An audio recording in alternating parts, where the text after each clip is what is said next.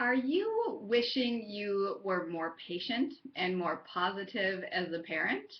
Well, if so, you're going to love today's Mad to Glad parenting tip because you're going to learn 5 strategies for being a more patient parent. Let's dive right in. Now, the first strategy is all about awareness. And so, as long as you set the intention for how you want to show up, that is really 80% of the battle. But then we need to line up some support structures so that you can actually fulfill your intention. So, take a moment here and think, what is the way I want to feel when I'm with my kids? Or how do I want to show up? My word this week is compassion. I'm a really big fan of Post-it notes, so as soon as you know what your word is, jot it down on a Post-it note and put it in 3 places around the house.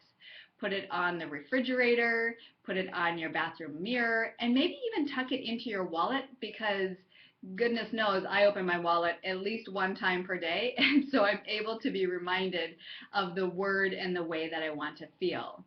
It's this structure of reminding yourself that helps to create new thought patterns and ways for you to show up when you're with your kids. So that's the first strategy. The second strategy is to make sure you have an accountability partner to offer you emotional support. So many times we set intentions or objectives for ourselves or goals, and we have all of these action steps that we want to take, but we're not really good at holding ourselves accountable. We write it on a list, and then we just think week after week, oh, I haven't gotten to that. Oh, I haven't gotten to that. Have a buddy who can check in with you once a day or once a week and ask, hey, how were you compassionate today? Hey, give me an example of how you saw or showed compassion this week. It really helps you create a new habit. And if you stick with that for 3 months, even if it's just a 1 time a week check in, it will start changing your ability to be that feeling, that word. And so that allows you to be more patient because now you've got some habit built around who you are as a person and how you are being in relationship with your child. The third strategy for being a patient parent is to also catch positivity in your child throughout the day.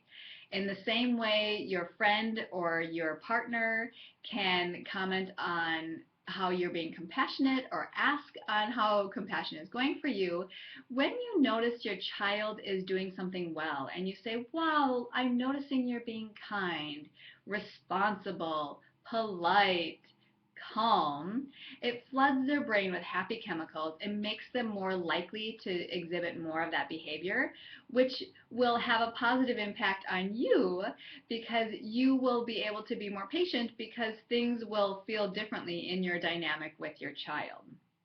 The third strategy for being a patient parent is to get movement. As adults, we get so trapped in this left side of our brain here that's very logical, and we're thinking ahead and we're analyzing and we're planning. And so all of our daily interactions take place up here where we get really stuck in our heads. So when you can get some movement, when you can get into your body, doing yoga, jogging, walking, parkour, CrossFit, swimming, any of those activities, it helps to balance out the intensity of the thought process that we get stuck in as an adult. And so that will allow you to be more patient because you get more rooted, you get more grounded, and you're not on this runaway train or hamster wheel in your mind all the time. All right, so we covered 4 strategies so far. The first one is set your intention. The second is get emotional support. The third is find positivity in your child. The fourth is get some movement. And the fifth strategy for being a more patient and positive parent is to get curious.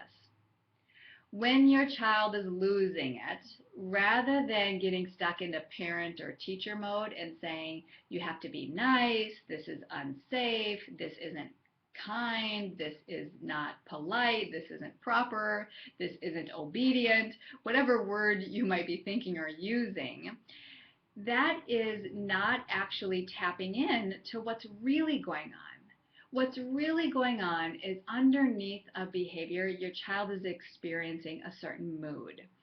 And when you can label that emotion, so when you can notice that, oh, underneath this, they're frustrated, angry, nervous, lonesome, um, feeling rejected, feeling sad. When you label that, it shifts their brain chemistry dramatically. I have a client who calls this strategy diffusing the emotional bomb. So I suggest you try that. I will allow you to experiment with it, and I'd love to hear how it goes. As you can probably imagine, when you can diffuse an emotional bomb with your child, not only do they get calmer, but it allows you to be more tolerant and patient throughout the day because you're not being worn down. You're not spread too thin, putting out fires experience after experience. So those are your strategies for the day, your mad to glad parenting tip. And I thank you so much for watching. I'd love to hear in the comments below, what is the one intention word that you want to set for yourself this week? Or if you liked one of the other 5 strategies, if they resonated more with you, share in the comments below so that all of us can hear how you're doing and hold you accountable. Until next time, have a great day, and remember, what you do and how you show up matters, so stick with it. I'll talk to you soon.